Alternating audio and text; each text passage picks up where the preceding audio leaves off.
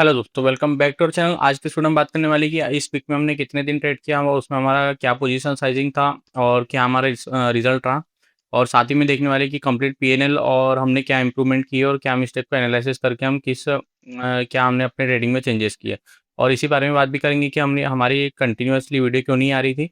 तो सबसे पहले बात कर लेते हैं मार्केट की। तो मार्केट काफ़ी साइडवेज टाइप चल रहा है, देख सकते हैं। इंट्राडे में मूवमेंट कैप्चर करना थोड़ा डिफिकल्ट हो जा रहा है और टाइम डीके बहुत ज़्यादा हो रहा है। कहीं न कहीं छोटा स्पाइक के कारण और हमारा जो स्टॉप लॉस रहता है 10 पॉइंट्स, वो मार्केट में सूट नहीं कर रहा है अभी की डेट में। यानी बात करेंगे पिछले सितंबर, अक्टूबर से दिसंबर तक की, तो 10 पॉइंट का स्टॉप लॉस काफ़ी अच्छा सूट कर रहा था, क्योंकि इम्प्लाइड वॉलेटिलिटी जो है वो काफ़ी कम थी मार्केट में। और उसमें ऑप्शंस के मूवमेंट अच्छे थे और स्टॉप लॉस काफ़ी छोटे मिल रहे थे। और यहाँ पे छोटे स्टॉप लॉस में अभी काम करना थोड़ा मुश्किल लग रहा है। 3-4 महीने से मैं ये चीज़ लगातार नोटिस कर रहा हूँ। कहीं न कहीं हमारा 3-4 रुपए के लिए एसएल चले जा रहा है। सही व्यू होकर भी, सही एनालिसिस होकर भी मार्केट हमको प्रॉफिट नहीं दे रहा है। तो इसके कारण मैंने एक चेंजेस किया है। सबसे पहले चल लेते हैं सीधा वीकली पीएनएल में, जिसकी हम रेगुलर वीडियो डालते रहते हैं वीक में। तो इस वीक में देखेंगे हमने कैसा ट्रेड किया, हमारी क्या पोजीशन साइजिंग रही और क्या हमारा ओवरऑल रिजल्ट रहा और क्या हम चेंजेस करने वाले। तो सबसे पहले बात कर लेंगे अपने चेंजेस की। तो मैं अभी ऑप्शंस को स्किप कर रहा हूँ थोड़े टाइम के लिए, यानी 3-4 महीने के लिए कम से कम, जब तक ये जो वॉलेटिलिटी है, इम्प्लाइड वॉलेटिलिटी और मार्केट थोड़ा सा सस्टेन नहीं होता। और तब तक के लिए मैंने ये प्लान किया कि मैं अपने इंट्राडे स्टॉक सिलेक्शन में ही फोकस करूंगा और उसी इंट्राडे में ही ट्रेड करूंगा, इक्विटी में। और बात करेंगे ऑप्शंस की, अगर स्टार्ट भी करूंगा मैं नेक्स्ट ईयर से या 3-4 महीने बाद से, तो वो फ्यूचर्स में करने का ट्राई करूंगा, ना कि ऑप्शन बाइंग में। क्योंकि ऑप्शन बाइंग में जो अभी मूवमेंट देख के ऐसा लग रहा है कि एक लॉन्ग टर्म जो प्रॉफिटेबिलिटी है वो थोड़ी मुश्किल लग रही है। यानी एक महीने प्रॉफिट हो रहा है, दूसरे महीने लॉस हो रहा है।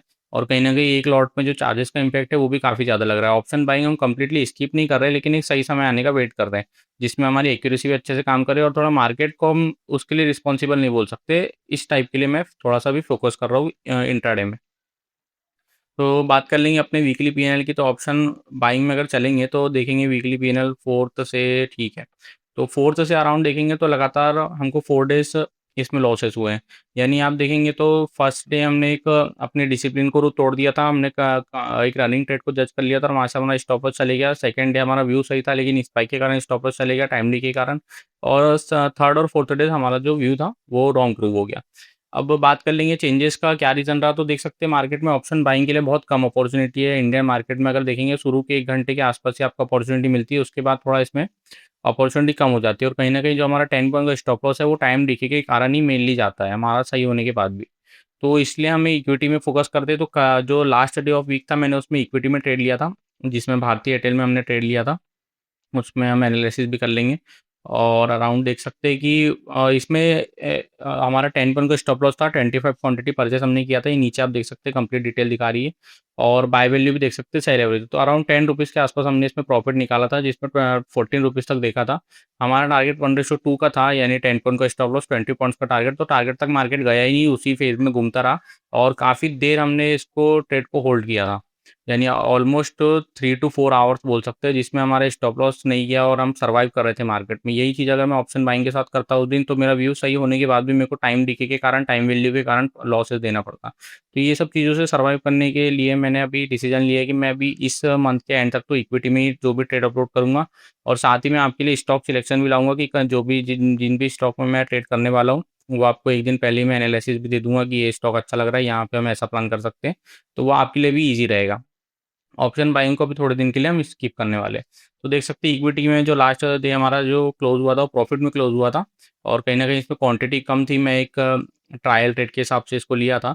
और अराउंड 1911 रुपीज़ में लिया था और अराउंड 1920 रुपीज़ में मैंने इसको बेचा था। और यहाँ पे क्वांटिटी बढ़ाने के लिए थोड़ा फंड अरेंज करना पड़ेगा।